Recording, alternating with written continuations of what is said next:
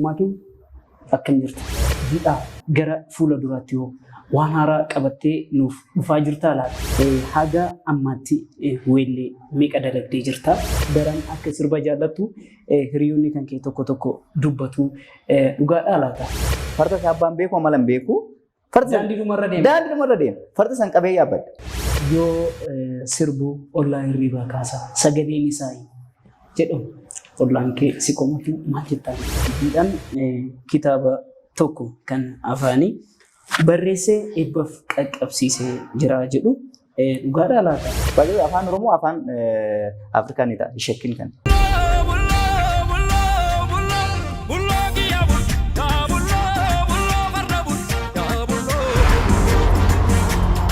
Keetummaatiin akkam jirta? Baay'ee jirra galatoomummaa. Bulloo intartimentii waan gaaffiif deebiidhaaf nu affeertaniif guddaa galatoomaan jedha. Hayyee atis guddaa nuuf galatoomi. Barreessaa fi weellisaa artist Jiidhaa Leellisaa. Egaan guyyaa har'aa Bulloo Intartiment gaaffiif deebii gochuudhaan asitti si affeeree jira. Nus ati dhufuu keetitti gammannee jirra. Baga gammaddee baga gammannee siin jedha. Egaa Jiidhaan ati weellisaadha. Haga ammaatti weellee meeqa dalagdee jirta? Meeqas gurra uummataa qaqqabsiiftee jirta? Tole weelleen inni dalage weelleen viidiyoodhaan dalage weellee gara weellee afuriiti. Kan istiidiyoo jiran immoo adoodhaan kan istiidiyoodhaan baane gara weellee 3-4 ni ta'u. Weelleen kanan jalqabeen ture waggoota 4 waggoota 5 dura. Weelleen kiyya kan jalqabaa Tiyyaa Badhaatu jedha. Ittaansuudhaan viidiyoon kiyya lamaffaa Ani Oromoon Arge jedha. Viidiyoon kiyya inni sadaffaa immoo Dararra Oromoodhaaf hin malle jedha. Viidiyoo inni arfaffaan immoo Been Irreechadhaan kan jedhu Irreecha Finfinnee kan waggaa lamaan darbe isaanii YouTube irratti ni argamu. Galtanii ilaaluu ni dandeessu. Egaa gaariidha. Baga nama Oromoof gaachana ta'ee karaa aartiitiin Oromoodha diina qolatu baga taatee siin jenna. Egaa Jiidhaan weellee 4 dalagee jira. Akkuma amma dubbachaa ture weellee isaanii tokko tokkoon maqaa nutti dha'ee jira. YouTube seentanii artist Jiidhaa Leellisaa jechuudhaan weellee isaa hordofuu dandeessu. Jiidhaa gara fuula duraatti yoo waan haaraa qabattee nuuf dhufaa jirtaa laata? Hojiin haaraan ani qabadhee dhufu ni jira. Yeroo gabaabaa keessatti nan xumura jedhee yaada. San dura garuu yeroo dhiyoo keessatti sirba hambaa abbaa keetii jedhu viidiyoodhaan kan gadhiifne jira yeroo dhiyoon dura. Kanaaf wanta haaraa qabadhee kanan dhufu maxxansoota kitaabaa fi ediitii wantoota garaagaraa haala qophii itti deemaa jiru tokko jira. Haala santu na dhageesse yeroo gabaabaa keessatti baatii 2 waan hin guunne keessatti hojii haaraa, hojii bareedaa, hojii haala yeroo irratti xiyyeeffate qabadhee dhufeedhaan abdii qaba. Egaan waan gaariidha. Jiidhaan bara ijoollummaa isaa farda gulufuu sirba sirbuu jaalataa jedhu. Dabalataan Jiidhaan ganama obboroo ka'ee sangoota yoo nyaata laatuu fi gara qotiisaa deemuudhaaf jechuudha. Yoo nyaata laatuu fi sirba sirbuu jaalataa jedhu. Gaafa sirbu immoo ollaan jeeqamee hirriibaa ka'aa jedhu. Maaloo mucaa sagalee kan kee gadi qabu jechuudhaan sitti faa dubbatu. Ati immoo isaaniyyuu nageessu jedhu. Daran akka sirba jaallattu hiriyoonni kan kee tokko tokko dubbatu dhugaadhaa laata? Sirriidha. Jalqaba irratti farda guluffii nan jaaladha. Farda gulufiin akkuma aadaa Oromoo keessaa tokko ta'ee nu biratti akka aadaa addaatti ilaalama farda gulufiin. Jaalala sanarraan kan ka'e ammaani farda birrii qarshii 30,000 farda bitadheen qaba nama maatii kiyya bira. Sa'aan naqetti nan gulufaa. Sa'a sagantaan jiru qofa osoo hin taane sa'aan sagantaan guguddaan jirutti fardicha feesifadhee konkolaataadhaan bakka barbaadetti nan deema Finfinnee hunda fidadhaas. Irreessa hunda ittiin deemaa ture fardicha jechuudha. Kanaaf jaalalli fardaa baay'ee keessa kiyya jira. Jaalala fardaa kanaan ol qabatee Gaaf tokko farda wayitu kooraa fe'atee jira beektaa? Kooraa fe'atee akkasumatti deemee nutti dhufe. Farda isaa abbaan beeku amalan beeku. Daandii dhumarra deema. Daandii dhumarra deema. Farda san qabee yaabbadde. Qabee yaabbadde fardi sunnaan kaatee eessa dhaqaa midhaan hin jedhamu midhaan dheeraa tokko jira shamaamee kan jedhamu. Achi keessa naan lixa.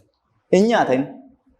Fardatu didaadha moo maaf hin dhoowwanne? Abbaas kuffisee dhufee anis qabee yaabbadhee anas kallattii irraa na kuffichuudha qajeelee midhaan keessa galee dhaabbatee nyaata. Irraa utaalutti fi midhaan guddaa keessaa seenee keessaan ba'u bineensa kanan beektamti kunoo bineensa daggala kunoo akka sardiidaa eenyu keessaa midhaanicha san keessa raatu boolla qabu. Isaan lafatti nan arga. Irraa bu'ee deemu sodaadha beektaa?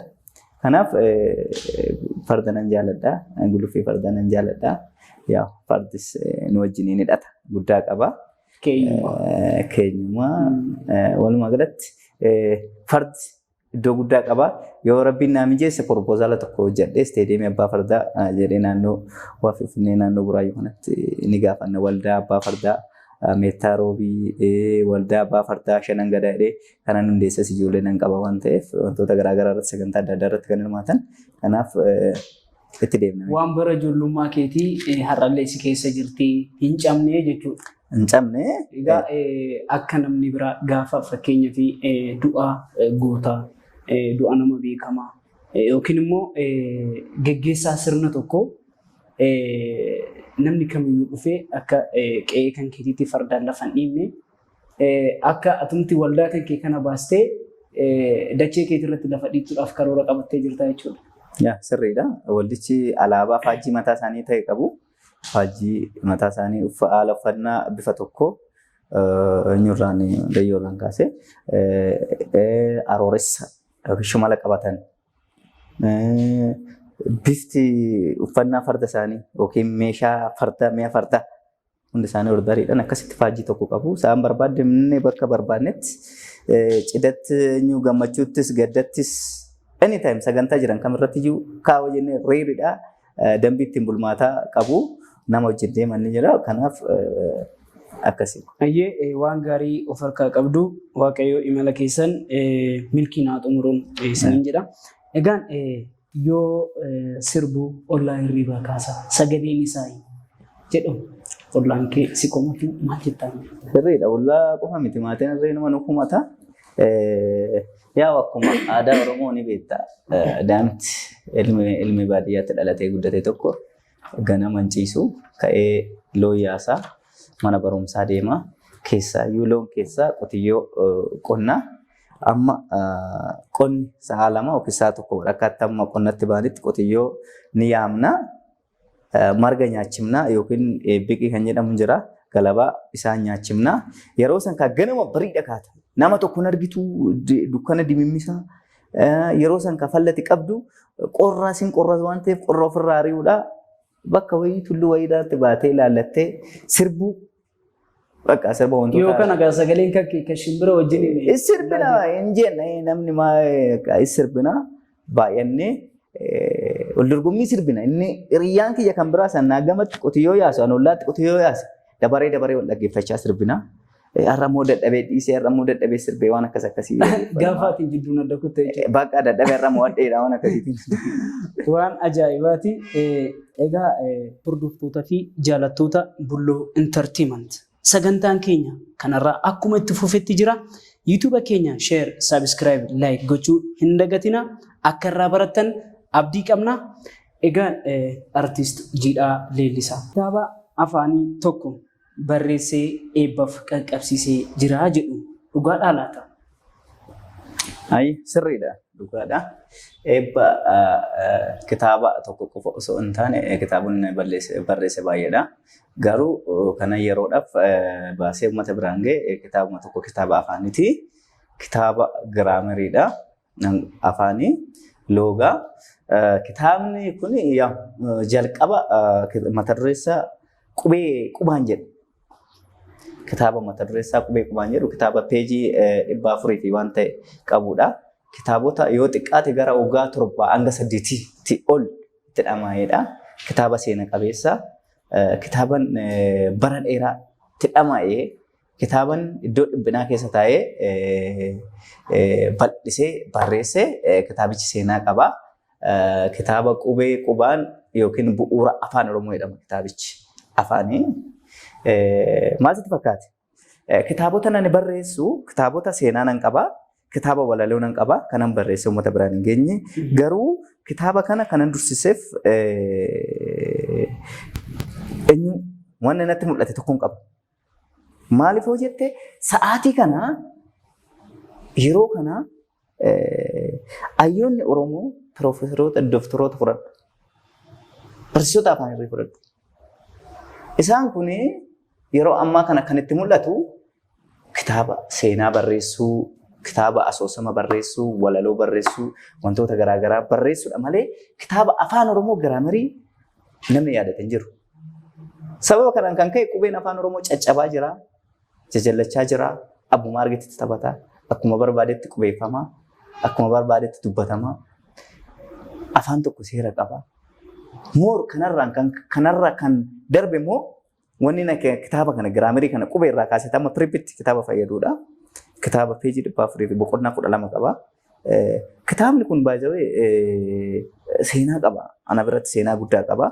Seenarra iyyuu darbee sa'aatii diinni Oromoo afaan Oromoo biyya naannoo isaanii keessaa miti Oromiyaa irraa balleessuudhaaf proposaalaa itti qopheessanii gara hojiitti hiikaa jiranidha. Nuti immoo kaayyoon keenya kitaaba afaan keenya afaan Oromoo afaan federaalaa irra darbee afaan Afrikaa haa ta'u jenneeti. Baay'ee afaan Oromoo afaan Afrikaa ni ta'a shakkiin kan. Afaan saba bal'aa, afaan saba guddaa, afaan saba cimaa mana gahu kun afaan saba tokkootiin uffatamee natu si beekaa afaan Oromoo nageessa yoo ta'e yeroo dhiyoo keessatti afaan Oromoo afaan Finfinnee yoo ta'e afaan hojii mootummaa naannoo Oromiyaa afaan gara biraa haa ta'u afaan Amaariffaa haa ta'u isaa jedhamu dura amma gahee jira jechuudha. Kanaaf nu afaan keenyan barsiifna, afaan keenyan baranna, afaan keenyan dubbanna, afaan keenyan tumaatumanna, afaan keenyan wal heerranna, afaan keenyan wal seerranna. Waa'ee Oromoo fi afaan Oromoo jidduu Oromoon galchuu tasayyuu abadan ta'us hin qabu. So kanaafuu kitaabni kiyya kun giraameriin qubee qubaan jedhu kun manneen barnootaa Oromiyaan qabdu hunda yoo walii gahuu baadhe hanga tokko tokko maxxansee eebba isaa booda narraa ibsa jedheen abdii qaba. Waan gaariidha. Egaa akkuma dubbattee kana Oromoon afaan malee Oromoon afaan isaatiin beekama. Afaan isaa qubeen ibsama. Qubeen immoo Oromiyaa barreessitii jechuudha. Akkasuma yoo dhaloonni akka keetii kun cimee irratti qubee fi afaan isaa irratti hin dalagne Oromoon hin jiru jechuudha. Akkuma amma samuuna kana dubbatamaa ture miidiyaan faanaa tokko yeroo darbe keessa waan gabaasaa ture quba qabnaa jechuudha. Egaa kana dachee Oromiyaarraa miti dachee Oromiyaa dachee Afrikaarraa alagaa Oromoof diina taatu dhabama taasifne afaan Oromoo dagaagsinee sadarkaa Afrikaatti guddisuu qabnaa jecha jedhudha kaayyoon kan ka'e. Kuni dhugaadha ta'uu qaba. Waan dhaloonni har'aa kun waan dhaloonni kalee gumaachee dhaloonni irraa fudhate waan dhaloonni har'aa gumaachu immoo dhaloonni boruu irraa fudhata. Qalamni kee haa mirgisuu sammuun kee haa cimmisuu waan gumaachitu hin dhabinii siin jenna. Egaa artist Jiidhaa Leellisaa yeroo kitaaba kana barreessitu mana hidhaa wayyaanee Zuwaayii fi yookiin baatu fi Qaallittii keessatti waggaa 7 dararamuudhaan kitaaba kan katabde jedhama. Yoo kana immoo hiriyoonni kan ka'e hin dubbatu halkanii fi guyyaa walitti dhaabuudhaan kan inni kitaaba kana barreessaa ture. Jabina isaa ni dinqisiifanna. Nuti rafnee fincaan gizee halkan banu si'a 3 itti hirribaa kaana waan jedhudha kan dubbatamaa ture. Dhagaan ture jechuudha. Kuni dhugaadhaa laata Jiidhaa? Sirriidha. Ani afaan Oromoo kana barreessuuf yaan dura afaan Oromoon baradhee afaan Oromoo barnoota afaan Oromoo hin goolamne barachaa jira. Afaan Oromoo nan baradhee afaan Oromoo ani hayyoota irraan baradhee akkuma yaadatamu baroota hedduu dura ati Oromoo ta'ee afaan Oromoo dubbadhu namni kamiyyuu kan isaa malu yookiin kan isaa ta'u mana hidhaati. Baay'ee manni yuunivarsiitii biyyattiin kun Itoophiyaan qabdu inni guddaan mana hidhaati. Anaaf kaampaasota guddaa maqaa isaanii waamaman dura kan hiriiru mana hidhaati. Sababni isaa ilmaan Oromoo kaampaasiidhaa ba'anii barnoota dabalataa achitti argatanii bahu waan ta'eef jechuudha. Kanaaf ani afaan Oromoo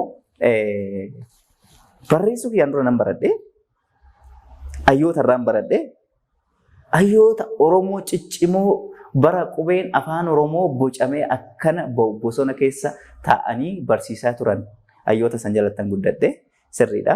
Baatuu Qilintoo Qalittiitti hayyoonni kun ciminaa fi dandeettii kiyya hubatanii ofitti na qabaniit seenarraan kan hafe barnoota kana dirqama natti kennanii akkan dirqama isaan irraa baradhu na taasisanii barnoota kana afaan Oromoo moorattan baradhaa. Barnoota kiyyammoo achuma mana hidhaa keessatti baanee barannaa. Isarraan gadan deebi'e barnootaan afaanan baradhu kana deebi'ee mooraa keessatti barsiisaadhaan barsiisaa ogaa sin jedhu barsiisaadhaan eebbifamee miti. Dhalootaan barsiisaa nama qubee afaan Oromoo hin beekne barsiisaa nama barreessuu hin dandeenye barsiisaa nama afaan jabeeffachuu barsiisan ijoollee gara marsaa baay'eetiin namni baasee eebbise ijoollee. Ana barsiise nu nama sadii kan baranne baatii sadii ol lama barsiisan keenya barsiisaa Kuusaa Raaree jedhamu ammas umurii isaanii naa mirgisu yeroo gabaabatti bakka jiran qofa waliin qabnu barbaadee nan argadha. Kanaaf isaan na barsiisu mana barumsattis barsiisaa. Deebi'ee mooraa keessatti barsiisaa. Yeroo barsiisu kana barnoota biraa qayyamanneeti malee afaan Oromoon barsiisa mooraa kana keessatti dhugaatteen poolisoonni yoo argan yakka na reebbamtaa ni hidhamtaa harki kee ni hidhamaa keessaa kophaatti baata jechuudha. Kanaaf ani kitaaba kana yeroo barreessu halkanan barreessa. Filannoon ani qabu halkan waan ta'eef. Sababni isaas guyyaa tokko mana barumsaan oola lama ijoolleen alatti barsiisa sadii anaa waan kana barreessu yoo na dhagaan nan dhiisan. Barreeffama afaan Oromoo harkatti qabannaa sinniisan baay'ee qubeedhuma afaan Oromoo. Si harkaa fuudhanii gaarii jalaas haa ta'u isuma Oromoodhuma kan ta'e basaasan achi keessatti ramadamee jira isa laalchisu yoo garaa sii laafe wannuma amaayyuu si deebisa yoo garaa sii laafe immoo wannuma xiqqoo kana waan hin taane si dabarsee diinaf si laata jechuudha. Kanaaf galgala sa'a 4 irraa hanga sa'a 10 hanga sa'a 11 hanga natti bareetti afaan barreessan. Jireenyi mana hidhaa kan beekutu beekaa. Kan hin beekne tamma dhugaarra callimni haasamu salphaa fakkaachuu danda'a. Ani sa'aatii 4 hanga sa'a 11 hanga sa'a 9 nan barreessa. Sababni isaas hidhamaan mana tokko keessa hidhamaa 200 hidhamaa 150 hidhamaa 100 jira. Mana takka keessa ka wajjin gadu. Kun hundi sagalee erga tokko baase hojii wal keessa wadi deemu gaanyoo dhulaal sammuu si'atama waan ta'eef hojjechuu hin dandeessu. Barreessuu dhiisii Asayyuu asoftee wal dhaga'uu hin dandeessu jechuudha. Saraan immoo TV'n hin waan ta'eef jechuudha. Kanaaf ani sa'a 4 hidhamaan dhugaa rafe. Yeroo sagalee silent ta'e gaawwanni yaanni naa dhufa yeroo sanan dubbisaa yeroo sanan barreessa. Nan dubbisaa nan barreessa. Anytime yoon barreessu baadhi nan dubbisa. Sa'aatota san jechuudha. Kanaaf sa'a 9 hanga 10 hanga 11 yoon ta'u kan hiriyoonni kiyya yeroo 3 yeroo 2 natti qabu. Fincaa'uun deddeebi'u. Mucaa kayiraa fi qorsidhaa. Mucaa kayiraa fi sigaarii miti. Mucaan kun maraachuudhaa fi kan jedha afaan jiru beektaa. Mucaan kun waan biraa barreessaa jira. Mucaan kun keessa darbee mucaan kun baduuf kan jedhee narratti basaasifaa jira jechuudha. Sa'aatii eeggatee hoggaa namni ciise baduuf fuudhambee cabsee kan jedhamu. Isarra darbee poolisoonni karaa foddaan ilaalanii faa yoo asitti na argan dirqama gara isaan na agarreetan jedha malee kayiraa fi jedhu jechuudha. Kayiraa maal jetta baduuf isin jedha jechuudha. Qaawwa salaalanii foddarraan. Kanaaf fallati qabdu dhufattee hojjechuudha. Wanta amma naga'u kana achi keessatti bu'aa bahee jiru hedduu dabarsinee kanan hojjedhe kana immoo nan gulaalchisa deebisee jechumatti sirriidha moo sirrii miti hayyoota barattoota warroota ciccimootu jira isaan kana afaan nan gulaalchisa. Waan tokko afaan itti si kutaa Baqqalaa Garbaa, Dooktor Mararaa fa'aallee achi keessatti waliin turteedha bara hidhaa wayyaanee sana. Ati mucaa xiqqaadha yoo kana amma guddatteerta dargaggoomteerta si yaadachuu dhabuu danda'u. Kitaaba kana fa'aa barreessitee obbo Ifaan fa'aan nama guddaadha. Egaa yeroo waan nama goone hin qabu nama waggaa 10 meeqaa ol mana hidhaa keessatti dararamaa jirudha. Namoota gurguddaa akkanaa fa'aa wajjin nama turedha jedhama. Egaa isaanirraa yoo dhageenyu mucaan kun nama jabaadha. Qilxifnaa waan jedhamu tokko jira. Maal jedhama? Dafee waa qabachuu, dafee waan tokko hojiirra oolchuu. Waan akkasii kana yeroo baay'ee kanaa saamu